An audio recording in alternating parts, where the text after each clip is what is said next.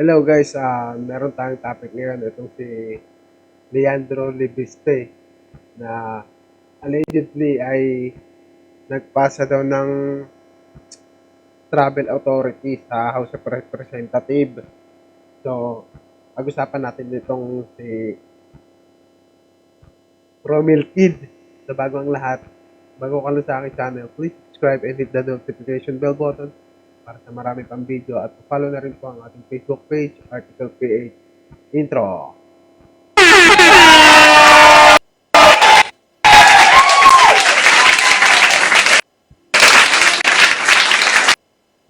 Game. Sana natin yan. Ito. Sana natin. Where are we? Mala World Tour ang hiling na travel clearance ni Batangas Congressman Leandro Leviste. Sa dokumentong nakuha ng Billionario News Channel mula February 8 hanggang July 26 ang Wait.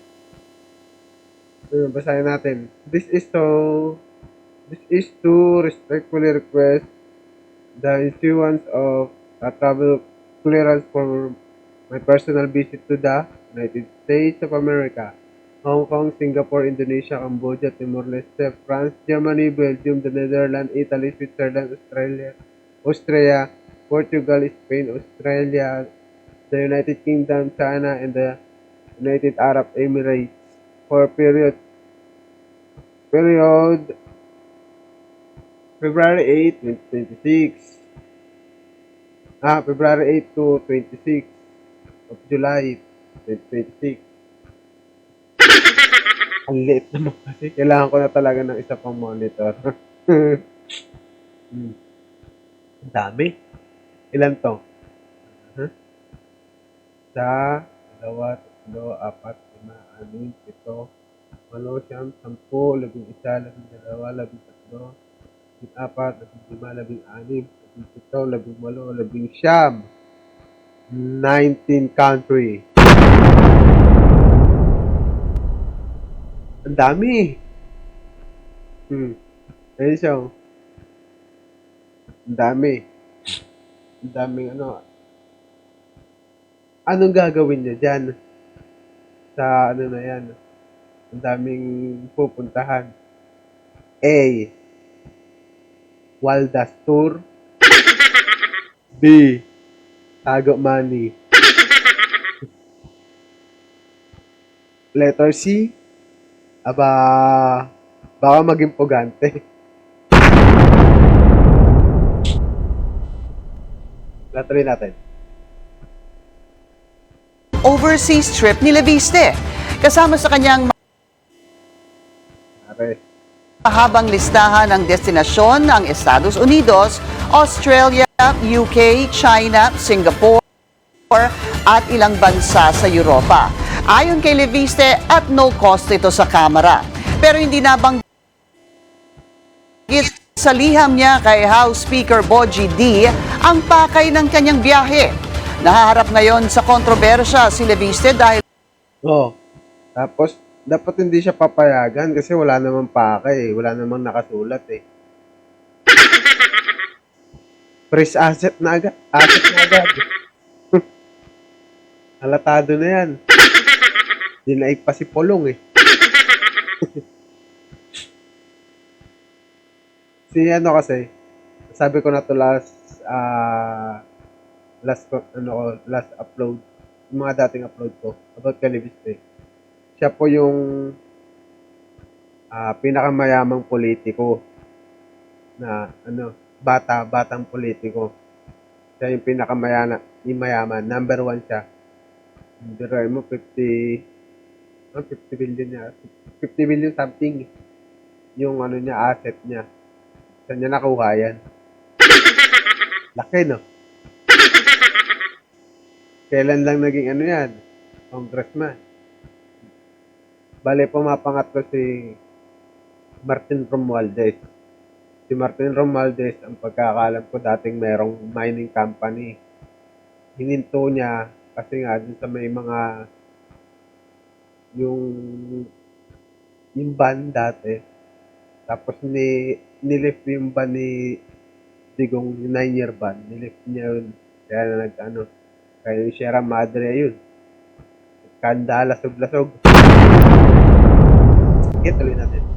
Sa pagbenta niya ng kanyang kumpanyang Solar para sa Bayan Corporation at sa hawak niya umanong Kamusta na kaya yung kinaso nila kay Lantic kaya? Ay, si Topacio ang pinakadabis na attorney, walang naipanalong kaso. several files. Hindi, meron naman yung kay, alam yun, na huli sa Timor-Leste. Si, basta yun na yun. Dito bayot-bayot din eh. Sige, tuloy natin. Tapusin na natin. Mag-follow sa Yan.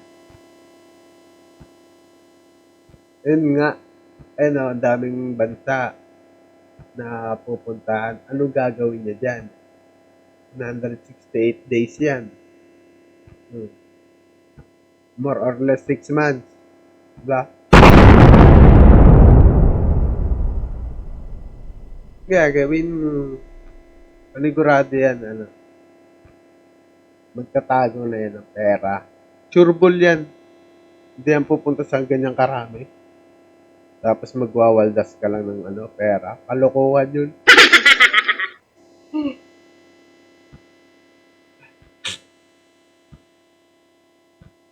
ID ang Bana natin yan.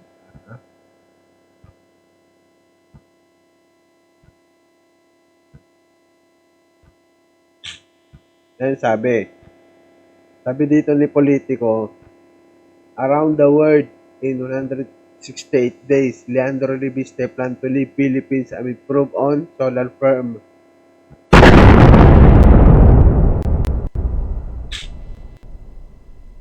Diba? Halatado yan masyado. Panigurado yan. Magtatago na yan ng yaman yan.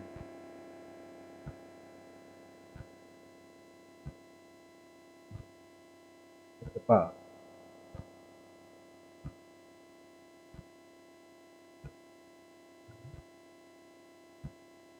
Yan. Ito, tago natin ito. Libiste bears admin allies ask him to travel stop release of flood mess evidence. Ano sabi niya dyan? Yan. I asked for the travel authority upon the request of representative of the administration who asked that I go abroad and stop releasing evidence linking government official to anomalous DPWH project.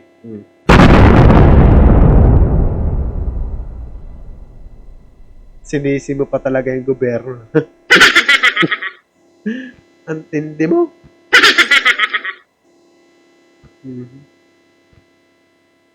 Several high-level representatives of the administration have requested this to my mom.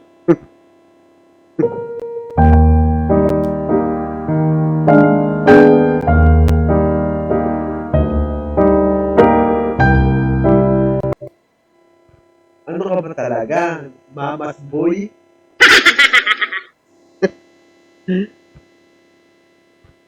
So, sabi several high-level representatives of the administration have requested this to my mom so that I do not name them, said the son of incumbent Senator Loren Legarda.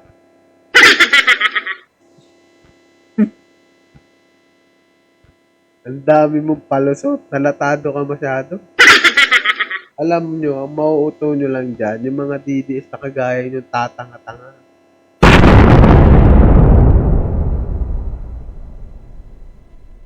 Ano to? Gaguhan.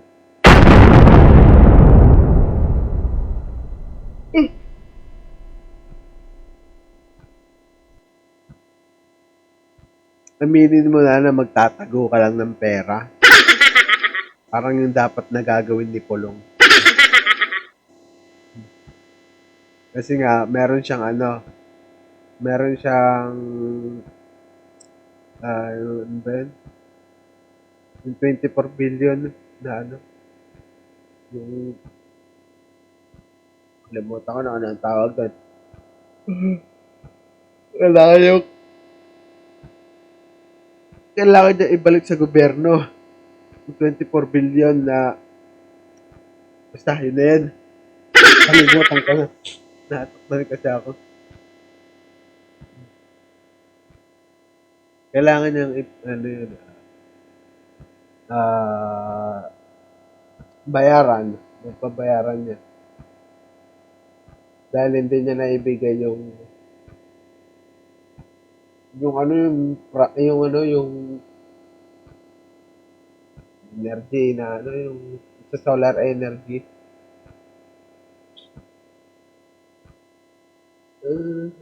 However, added that fuel na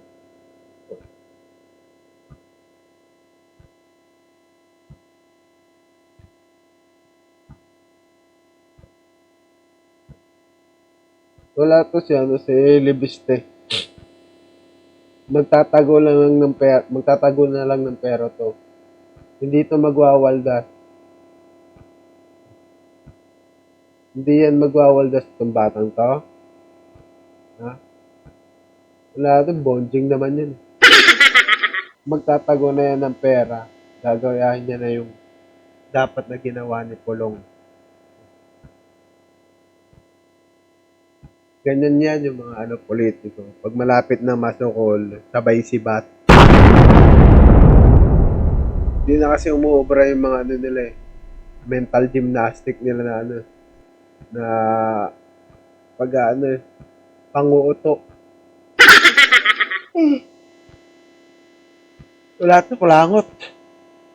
So, dito ko na lang tatapusin guys. Maraming salamat. Pa-subscribe ng ating channel at pa-follow na rin po ang ating Facebook page, Article PH.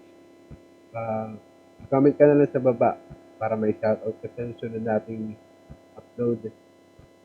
Shoutout din pala sa mga kasama ko dyan sa Politiktok. Dyan, araw-araw dyan may debate. Tapos, dyan din ako natuto. Tapos, si Kuya Kaaruba, yan. Support nyo yung channel niya. About naman siya kay Francis Leo Marcos. Minsan nagpaano din siya patungkol sa politika. Marami din siyang alam. So, paano? Dito ko na lang puputulin. Maraming salamat at goodbye.